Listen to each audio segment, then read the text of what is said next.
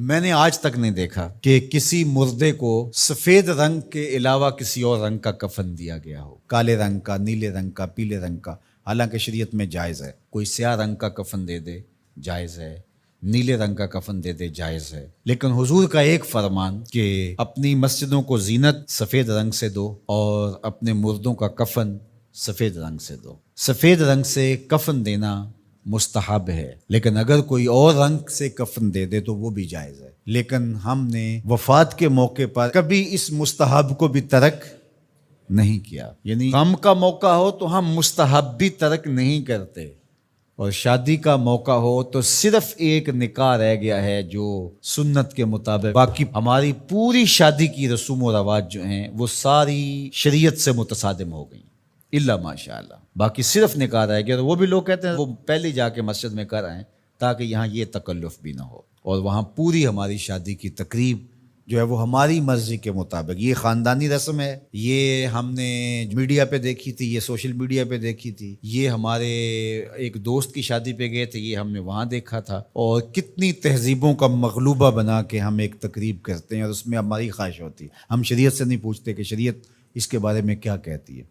تو کیا اسلام غموں کا مذہب ہے، دکھوں کا مذہب ہے؟ خوشی کے موقع پر آپ اسلام کو نہیں بلائیں گے؟ آپ مجھے غم کے موقع پہ آواز دیں، فوتگی کے موقع پہ آواز دیں، میں چلا آؤں، اور جب شادی ہو تو آپ مجھے کارڈ ہی نہ بھیجیں، تو میں کہوں گا کہ میرا آپ سے صرف یہی تعلق ہے۔ غم کا موقع ہو تو آپ شریعت کے مستحب کا بھی خیال رکھیں، اور شادی کا موقع ہو تو آپ شریعت کی پرواہ نہ کریں۔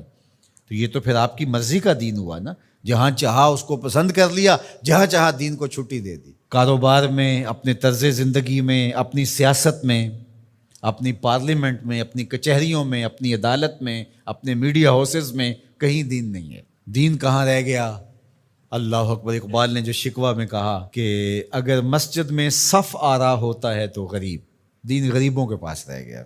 دولت بڑھتی جاتی ہے تو دین بھی مرضی کا ہوتا جاتا ہے۔ مولوی صاحب کو پابند کرنے چاہتے ہیں لوگ کہ آپ اس طرح کا دین دے جس طرح ہم چاہتے ہیں، تو یہ تو اپنی خواہش اور آرزو اور تمنا کا نتیجہ ہوا۔ تو اللہ فرماتا ہے پھر یہ کیا ہوگا اگر تم ایسا کرو گے، تو آخرت رہی، وہاں تو اشد عذاب تمہیں ہوگا ہی، دنیا میں بھی تمہارے لیے خزی رسوائی ہے۔ اور آج ہمارا مسئلہ کیا ہے؟